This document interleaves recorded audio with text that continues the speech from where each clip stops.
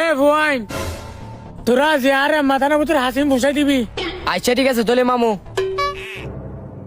আসলে হাজার করে মাঝে করার মালিক না তাইলে কিয়া ঠিক মজিন হাজ করতে না চা।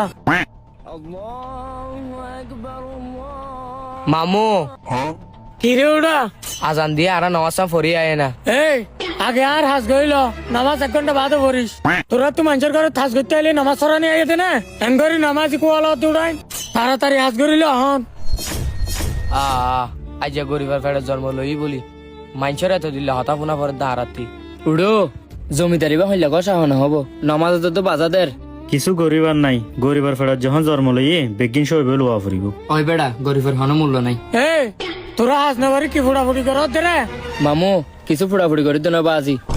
এই মহব্বুল্লাহ নামাজ ফারানো পড়িব হাজ গরিলে আগে হাস নগুজম কেন দে আর কি এটা ভিক্ষা করতে আসি নাকি রদ বাই যাই নাটি আমাইতে আসি দে মামু একখান জিনিস মাথাটা রাখন অনে যে আজি আর নামাজত বাধা দিয়ন এক গাল দাড়ি লই মাথা টুপিও দিয়ন হাসান কিন্তু বালা নগরন বাজি মামু আর একখান হতা শুনন বাজি হাসিন 1 ঘন্টা পর করিলেও পারিয়ম আর হালিয়া করিলেও পারিয়ম আজি আর নামাজ কি হাইলে পারা যাইব না।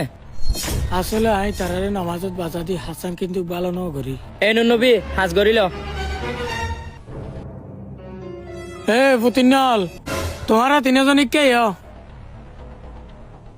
পুতিনল আসলে আমি বুঝিত না পারি দি তোমারা ইয়ান আল্লাহ কিছু মনে নকর্য তোমারা যে আজি আর কাম ভালো শিক্ষা দিও ইয়ান আল্লাহ বলি হই আল্লাহর হাসে লাখ লাখ শুকুরিয়া চলো বেগুন নামাজ পড়তে যায়।